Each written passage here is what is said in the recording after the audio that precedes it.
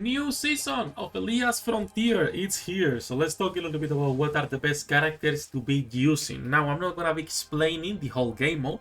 I'm just gonna be talking about, for the boss itself, for Meow, what are the best characters on each row to be running. If you guys want an explanation on this game mode, you guys can check all videos on how it works, alright?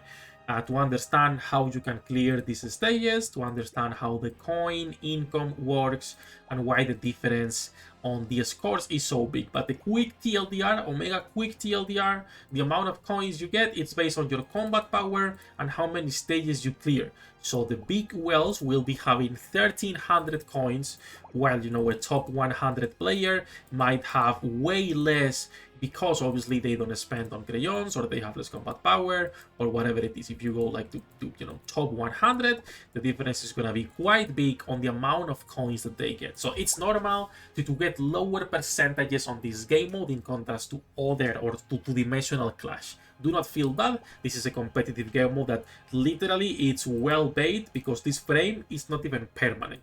But just for participating, you will get a multi. So in my opinion, everyone should try to participate and see how far you can push your account, because the rewards are always nice. It's always nice to just, get at least a multi for participating here, for participating in PvP, for participating in Dimensional Clash, etc.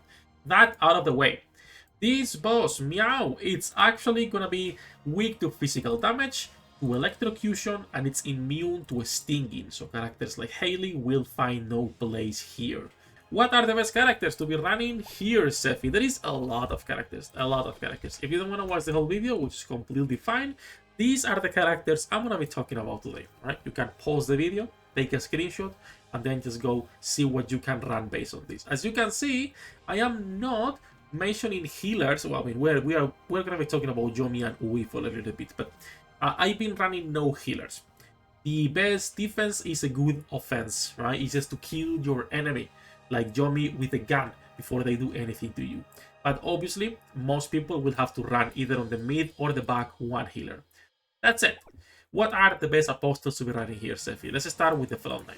Assuming you have all the asides, the best tank here is gonna be VIVI. But that's assuming you have the Yearnings. Without the Yearning, the best tanks are gonna be either Chloe or Ed. One of the two, whatever you have the most invested in, right? But if you do have the asides, the best one is gonna be VIVI. The Queen is back.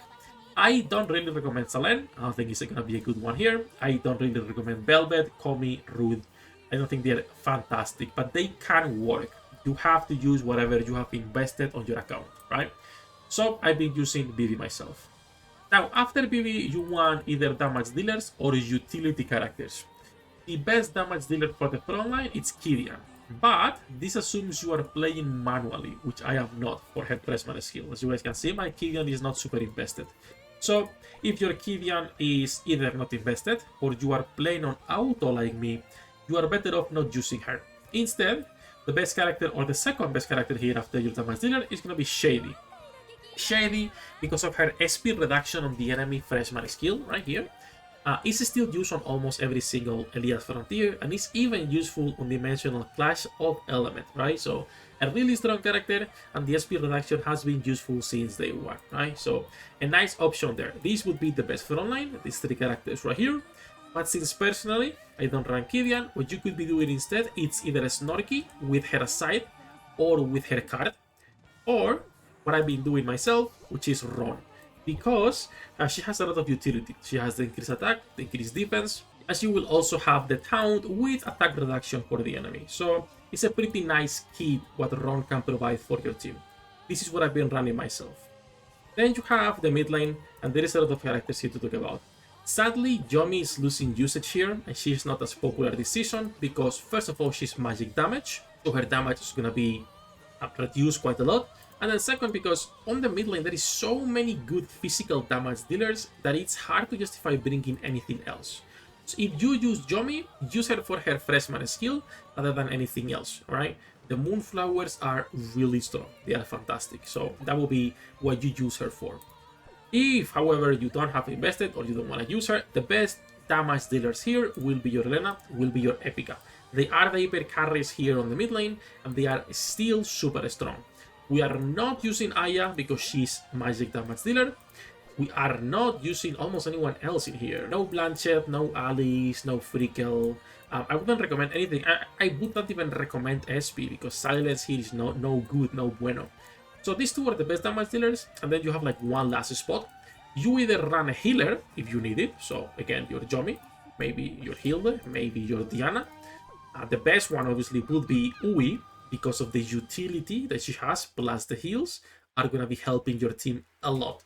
And if you do not have Ui, or you just don't want to be running a healer, like is my case and most people on top, the actual best character as the third one here is going to be Cyst. First of all, it's going to be physical damage, which is good for this raid. And then second, if you have her journey, she is buffing herself and two other allies. And that's why she's so good here, because she's buffing 2 DPSs. Now, it's 2 DPSs, so this could be going to different characters, but it's always a nice buff. It's always extra damage, so no reason to not use it, right? So I've been using her. That's basically for the mid characters. I don't think I would recommend anyone else here. Epica and Elena will be your actual main damage dealers here. And then lastly, you have the backline. The strongest damage dealer here, if you have her invested, is going to be Xion.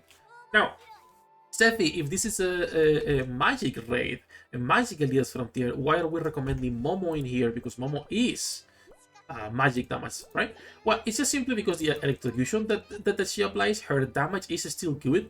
The journey on Momo makes her one of the best damage dealers in the game, and applies electrocution, which will help on this boss because it's weak to it.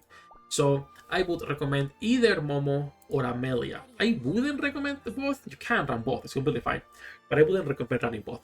Now, whatever you run, either Amelia or Momo for the electrocution, you have one more spot. This is where, once again, you have to decide, do you need heals? Do you need your Picora here? Do you need Chopin here? Maybe a Meluna for the AoE heal? Or do you need more damage? In my case, I've been running either Scylla, as a single target damage dealer is really good and she is also physical damage, or Mayo. Now, Mayo, it's simply because of the poison, applies damage every second and reduces outgoing damage to an enemy.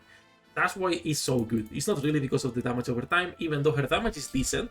Mayo damage, if you have it invested, is pretty nice, but it's mostly for the outgoing damage, because if you are running no healer, you want someone who can survive here. You want someone who can provide the extra utility, right?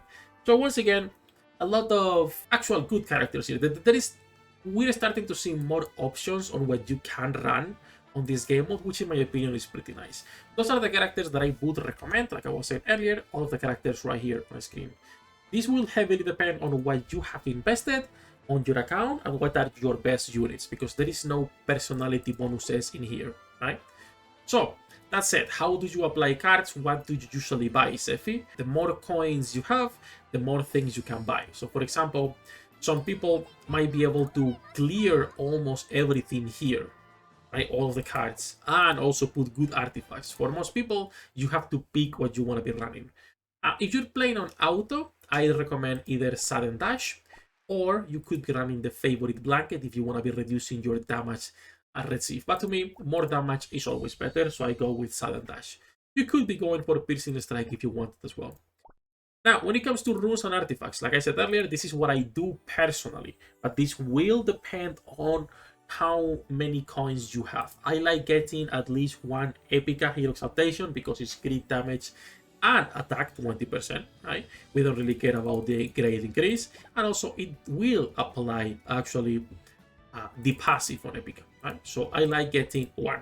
I like getting both Combat Master, I like getting both Alice Fake Magic, and then I like getting a few of the personality cards. Personality cards, all of them are good, but Innocent, because Innocent is HP recovery. But for example, Mad is attack, which is good. Calm and Vivacious are crit damage and crit rate. The Press is defense. So all of them are pretty nice. If you can, obviously, you grab some of them. The best card here on the low rarity is going to be Get Her, because it's 25% damage per card during the whole fight. I like picking the Soda Capsule. I like Trainee and Empower with Where You're Looking as well. These are cards that have low cost for decent stat return. Again, there is a lot of cards here you could be picking. Even a Keeping Fit for the defense if you want.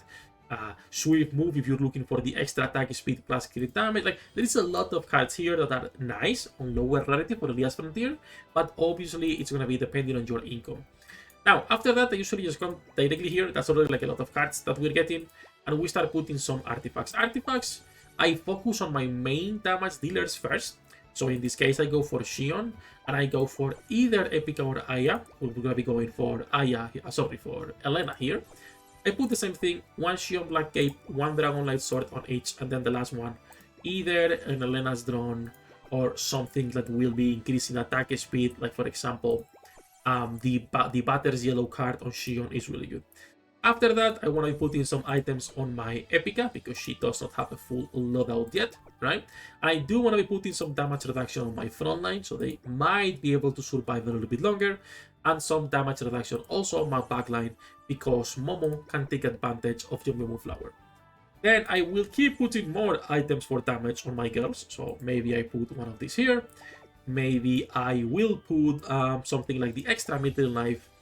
You could be going for more on Momo. You could be going for more on your Amelia. It really depends what you want to be doing, right? Since Amelia is actually physical damage, I can put it in there. But it heavily depends. Another good item here is going to be your J Codex. I tend to put 2 of them on Cyst because Cyst can have decent damage output depending on what you're doing. Now, this is a lot of items, like a lot of items. Another pretty good one is this one here, the Chopin Magical Backpack.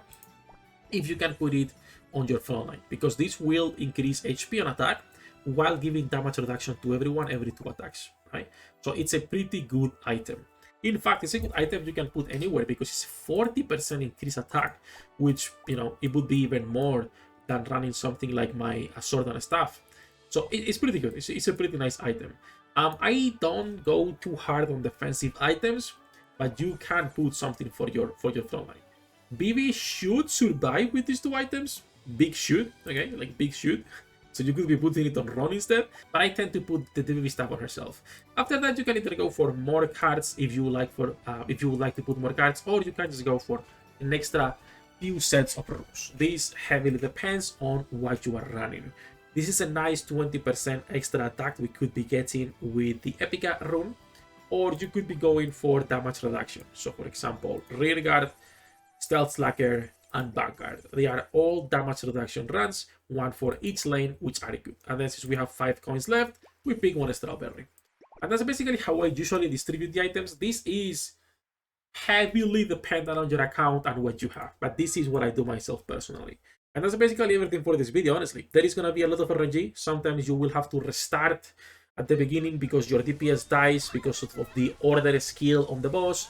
Sometimes you get further. A lot of RNG here. Feel free to experiment on your account and what you want to be doing. That said, we are live every single day. As usual, you guys have the links in the description down below for the website and everything else. Good luck with your pool, the rates, and I will see you in the next one.